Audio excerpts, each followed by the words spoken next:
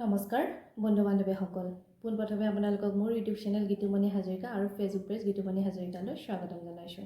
কি খবৰ আপোনালোকৰ? আশা কৰোঁ আপোনালোক সকলো ভালে থাকক, আমিও ভালে আছোঁ। আচলতে আজি আপোনালোকৰ ওচৰত মই মোৰ নিজৰ ব্যক্তিগত এটা টপিক লৈ আহিছোঁ। আশা কৰোঁ আপোনালোকে ভিডিঅ'টো একদম শেষলৈকে চাব। যদিহে আপোনালোকে ভিডিঅ'টো কণ্টিনিউ নকৰে তেতিয়া ভিডিঅ'টোৰ জৰিয়তে আচলতে মই কি ক'ব বিচাৰিছোঁ বা কি বুজাব বিচাৰিছোঁ আপোনালোকে বুজি নাপাব। গতিকে আশা কৰোঁ ভিডিঅ'টো আপোনালোকে কণ্টিনিউ কৰিব। আৰু আজি মই ক'বলৈ ওলোৱা টপিকটো হ'ল যে মোবাইল, আচলতে মোবাইল মেনিয়া বুলিয়ে ক'ব লাগিব। যেতিয়া এজন মানুহৰ মোবাইল এটাৰ প্ৰতি খুব বেছি মেনিয়া হৈ যায় তেতিয়া মানুহজনে তেওঁ আশে পাশে কি আছে বা কি ঘটি আছে সেইখিনি একো অনুভৱ কৰিব নোৱাৰে। তেওঁ মন মগজু মাথো এটাই থাকে মোবাইলটো, লাগিলে মোবাইলটোতে যিয়ে কৰি নাথাকক। ঠিক তেনেকুৱা এটা অভিজ্ঞতা মই মোৰ নিজৰ জীৱনতো পাইছোঁ। সেয়েহে ভাবিলোঁ ভিডিঅ'টো আপোনালোকৰ লগতো শ্বেয়াৰ কৰোঁ। প্লিজ আপোনালোকে ভিডিঅ'টো একেবাৰে কণ্টিনিউ কৰিব। আগত মই তেনেকৈ একোৱেই নকওঁ। আচলতে যেতিয়ালৈকে আমাৰ মাজত ল'ৰা সন্তানটো অহা নাছিলে, কিন্তু যিসকলে এটা সন্তান অকলে ডাঙৰ কৰি আছে সেইসকলে হয়তো আজি অনুভৱ কৰিব পাৰিব যে মই যিখিনি ক'বলৈ লৈছোঁ বা বুজাবলৈ লৈছোঁ। আমিও খুব সৰু পৰিয়াল, আমি তিনিজনীয়া পৰিয়াল আছিলোঁ আচলতে। গতিকে দিনৰ দিনটো তেওঁ যেতিয়া ওলাই গুচি যায় ল'ৰাটোক ময়ে চম্ভালিব লাগে। আকৌ সেই ৰাতি আহিও যেতিয়া আকৌ মোবাইলটোৰ মাজত নিজকে যেতিয়া ব্যস্ত কৰি দিয়ে তেতিয়া কেতিয়াবা খুব বেছি খঙো উঠে। আচলতে খঙো উঠে, কিন্তু কি কৰিব, একো উপায়ো নাছিলে মোৰ বেলেগ এটা ৰাস্তা লোৱাৰ, যিহেতু সন্তানটো আমাৰ মাজত আহিয়ে গ'লে। দেউতাকৰ মৰমৰ পৰাও বঞ্চিত কৰিব নোৱাৰোঁ। তেনেকৈ মানে কি হয়, দিনে মানে এটা সমস্যাৰ সন্মুখীন হোৱাৰ দৰে হয়। তেনেকৈ কৰি মই খুব বেছি ডিপ্ৰেশ্যনত পৰি গৈছিলোঁ। তেনেকৈ মই একো কাকো নামাতোঁ। তেনেকৈ মই মানে নিজৰ মাজতে নিজক ব্যস্ত কৰি ৰাখোঁ।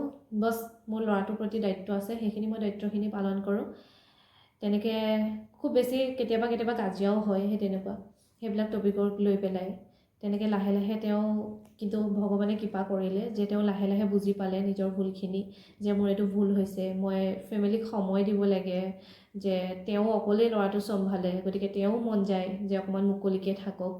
লাহেকৈ তেওঁ বুজি পাই মেলি এতিয়া ঈশ্বৰৰ কৃপাত আমাৰ সংসাৰখন ঠিকেই চলি আছে। তেওঁ ল'ৰাটোকো সময় দিয়ে। আচলতে এতিয়া বৰ্তমানো ভিডিঅ' কৰিবৰ বাবে মোক তেওঁৱে উৎসাহ দিছে যে তুমি ভিডিঅ' কৰা, দিনটো যেতিয়া নিজে অকলে তুমি থাকা, যদি তুমি ভিডিঅ' কৰা সেইখিনিৰ মাজতে তুমি ব্যস্ত থাকিব পাৰিবা। আচলতে কি হয়, আমি যেতিয়া ব্যস্ত থাকোঁ আমাৰ মনবিলাক এনেই অট'মেটিকলি আমাৰ ভালে থাকে।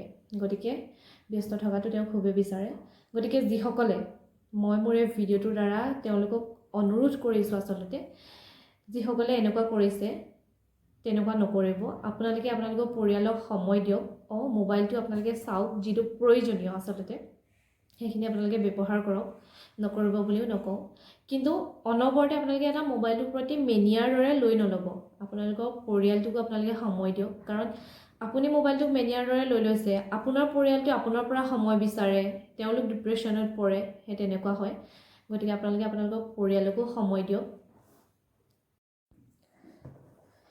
যিহেতু মই এই বিষয়টোৰ পৰা নিজে বহুত বেছি ভুক্তভোগী, গতিকে আকৌ মই মোৰ এই ভিডিঅ'টোৰ জৰিয়তে আপোনালোকক পুনৰবাৰ অনুৰোধ কৰিছোঁ, যিবিলাক ফেমিলিত এনেকুৱা এটা ঘটনা ঘটি আছে আপোনালোকে নিজৰ ফেমিলিক সময় দিয়ক, আপোনালোকৰ সন্তানকো সময় দিয়ক। সেয়াই মোৰ আপোনালোকৰ ওচৰত অনুৰোধ। আৰু যদিহে আপোনালোকে ভিডিঅ'টো চাই ভাল পালে তেন্তে ভিডিঅ'টো লাইক কৰিব। আৰু যিসকলে মোৰ ইউটিউবত চাই আছে চেনেলটো ছাবস্ক্ৰাইব কৰি দিব। আৰু যিসকলে মোৰ ফেচবুকত চাই আছে আশা কৰোঁ মোৰ পেজটো ফ'ল' কৰি দিব। গতিকে নেক্সট এটা ভিডিঅ'ত লগ পোৱাৰ প্ৰতিশ্ৰুতিৰে আজিলৈ লৈছোঁ বিদায়। Bye bye.